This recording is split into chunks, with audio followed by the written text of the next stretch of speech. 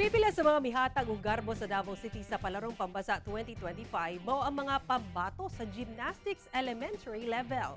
Atong sayro ng ilang istorya sa report ni John D. Esteban. Mao kini ang winning performance sa gymnastics vault sa 8 anyos nga si Chelsea Bell Luis Tuazon nga kabahin sa team sa Davao Region sa bag-uhay ra na human nga Palarong Pambansa 2025 nga gipahigayon sa Ilocos Norte. Proud nga giuli ni Chelsea ang gold medal alang sa Davao City.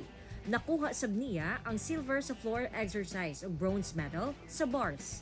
Sa kinatibuk-ang performance o sa individual all-around, nauli ni Chelsea ang bronze. Sumala ni Chelsea, gisuwayan una niya ang ballet sa edad nga 3 ug nagsugod ang iyahang pagbansay sa gymnastics sa edad nga 5. Pangandoy ni Chelsea na makakompete sa mga international competition. I will train harder and harder. Dili usab matungkad ang kalipay nga gibati sa iyang inahang si Cassandra nga grabe ang gihatag nga suporta sa anak. Sumala niya, mapasalamaton siya sa kaayuhan nga nahatag sa iyahang anak sa pagsulod niini sa sports. Hinuon iyahang ginasiguro nga mabalanse ang iyahang training ug pag-eskwela. Na-observe ko po ngayon mas nag-gain po yung confidence niya. Nawala din po ang stage fright and ang discipline din po, ma'am. Suportahan lang po natin kung ano man ang kailangan ng mga bata. And of course, yung love and care na dapat nandyan po always tayo and yung always being present po sa kanyang side. Usasab sa mihatag ug garbo sa Davao City sa Palarong Pambansa 2025 ang 8 anyos nga si Kay Nigel Teves sa men's artistic gymnastics silver medalist siya sa horizontal bar sa elementary boys level.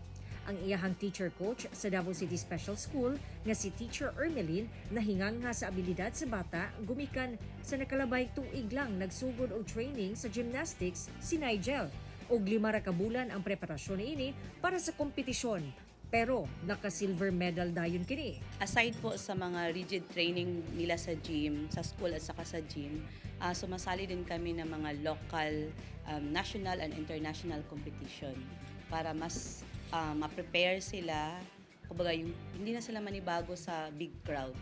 Mahilig ako magtumbling. Sinong gusto mo maging? Carlos Yulo.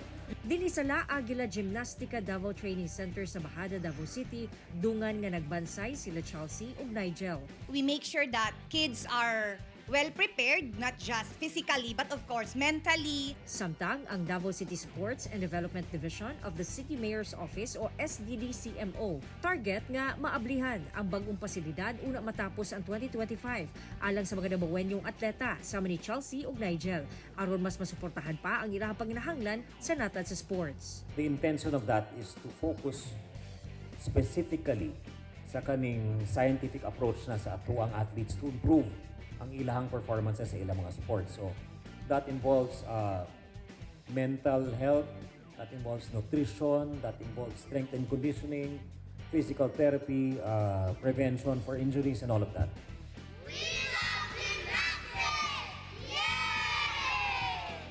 Kauban si Bebot Kahes sa kamera. John D. Esteban, One Mindanao.